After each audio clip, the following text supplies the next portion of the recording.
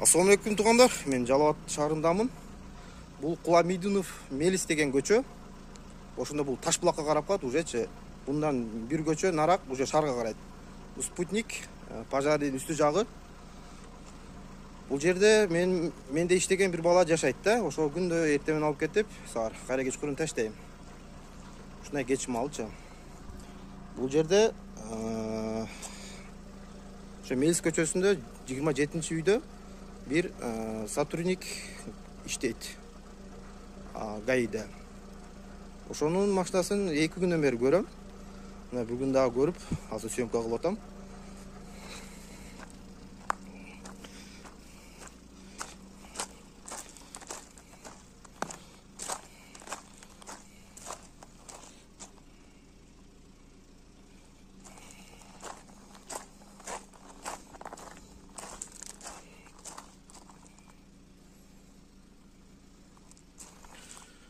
Үй номери 27 bunun. Bunun özlük номери. И өзүнүн машинасы. RAV4. Азыр чакырып сурайбыз буну. Эмне себептен күндө токтотобуз бул жерге депчи.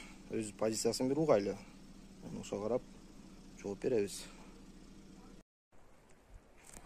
Мына туугандар, Мелис көчөсүнө келдим. Бүгүнү съемка кылып кеткем.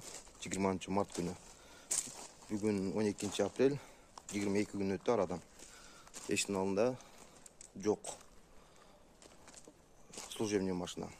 Ушундай болуш керек. Соседтерден сурасам, соседтер айтат. О азыр өзүнүн жипинде жүрөт дейт. RAV4 же Одиссей бир машинасы бар. Ошо машинасына жүрөт экен. Ушундай болуш керек негизичи. Служебный машинаны гараж болуу состоянкага токтотуш керек. Birinci talap. İkinci, bizden bu машиналарды атаңар же чоң атаңар сатып алып берген эмес, өз акчаңарга. Же таятаңар энчилеп берген эмес, мен депчи. Бул мамлекеттин машинасы. Мамлекеттин машинасы мамлекеттин акчасына келет, ал элдин акчасы.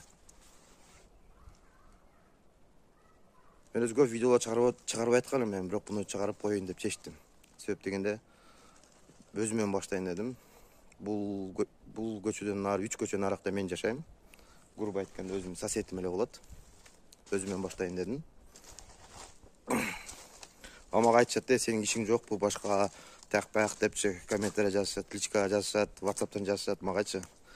Туугандар, мен курулуш тармагында иштейм. Колумда 2 бригада бар. Азыр данный момент 11 адам иштеп атат. 2 бригада болуп. Мен көчөдөгү бир дармет эмесмин, бир безденеге эмесмин. Кудайга шүгүр, эл катары эле акылдуу, эстүү эле балдардын катарында толуктайм. Анан кийин именно ГАИны тартып бересиң, тякпак деп жазып калышат. Комментарийга жана WhatsApp'танчы. Бул мен азыр 30% эле чыгарып атам. Кечегиде бир дагы бул ГАИнын сотруднигин сыйып аткан жеринен кармап алдым. Анан келип чын жүрөктөн кечирим сурап, букам кечирип кой. Менден кет деп мойнуна алды сразычы.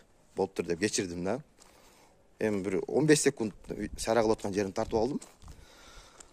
Анан болуптур аке дедим. Мейли кечирдим дедим. Эми орозону 2 күндө депчи. Андан сырткары кечегиде бир эме токтобой качты менденчи ГАИ. Бул ГАИ болсо болмойм. Арттан кубалап эле койдум, ал уже мигалкасын жандырып наракка кетти. Уже ясно, артта мен задний видте мен машинам көрдү, и бул камерасы менен келип атат деп туруп мигалкасы сразу включать дагы тапит этти, газ басып коймой, жана артынан кубалабадым, эми буга теңелеп эле коеюн депчи.